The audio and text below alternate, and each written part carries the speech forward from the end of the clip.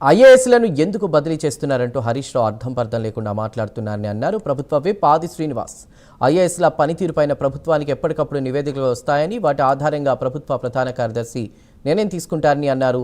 ఐఏఎస్ల సమావేశంలో బాగా పనిచేయాలని మాత్రమే సీఎం కోరారని అన్నారు. కానీ హరీష్ రావు మాటలో ద్వంద్వ వైఖరి ఉందన్నారు.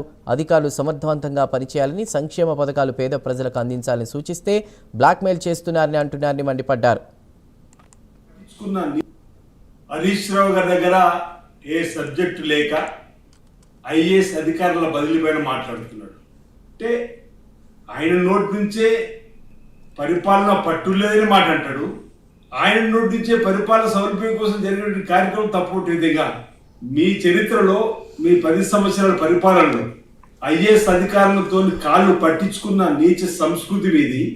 మీ ఎమ్మెల్యేలు అయితే మహిళా కలెక్టర్లు ఐఏఎస్ సంబంధించినటువంటి వారిపైన దుర్భాషలాడే విధంగా కానీ, నైతికత లేని మాటలు మాట్లాడి విమర్శలకు పాలైనటువంటి సంగతి మర్చిపోయినా మీరు అడుగుతున్నాం. ఈరోజు మీ పరిపాలనలో ఐఏఎస్ అరవింద్ కుమార్ గారు సస్పెండ్ కాబడి రేపు ఒక నేరం రుజువైతే ఎక్కడికి పోతాడో అనేది ఒకసారి ఆలోచన చేయమని సందర్భం కోరుతూ, మీ హయాంలో ఫామ్ హౌస్కే పరిమితమైనటువంటి పరిపాలన నియంత్రిత పరిపాలన.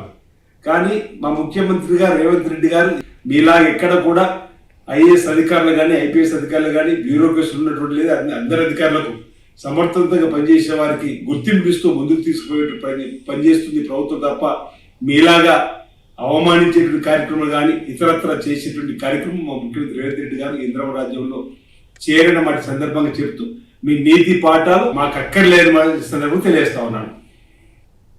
హరీష్ రావు గారి దగ్గర